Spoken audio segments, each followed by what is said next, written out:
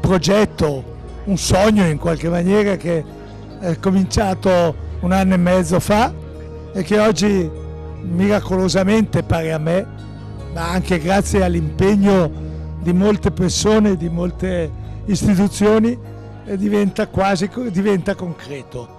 È una scommessa importante, quella cioè di riuscire a costruire un'innovazione come quella di un padiglione espositivo sulla gronda lagunare. È una sfida che stiamo vivendo con molta passione e molta energia. Ci auguriamo che la risposta del pubblico sia all'altezza delle nostre speranze. Il progetto Acque inizierà il giorno 3 maggio con la sua inaugurazione e durerà per i 6 mesi dell'Expo, chiudendo a questo punto alla fine del mese di ottobre, il 31 ottobre precisamente. Che cosa troveranno i visitatori all'interno del padiglione? Troveranno sostanzialmente un'offerta che si articola su 4 grandi filoni. Il primo filone è il tema di natura educativa, scientifica, ludica connessa al tema dell'acqua. All'interno del padiglione ci saranno una serie di installazioni che consentiranno ai visitatori di conoscere meglio questa importante risorsa.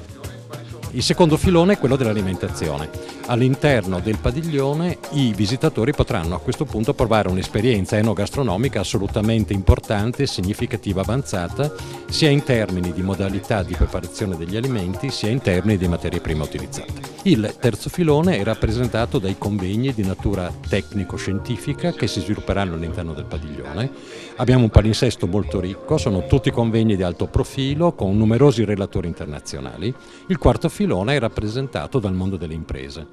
All'interno del padiglione sono presenti infatti degli spazi espositivi importanti dove sono presenti imprese private, pubbliche, amministrazioni italiane e non italiane, e queste esporranno e faranno conoscere i propri prodotti, le proprie soluzioni.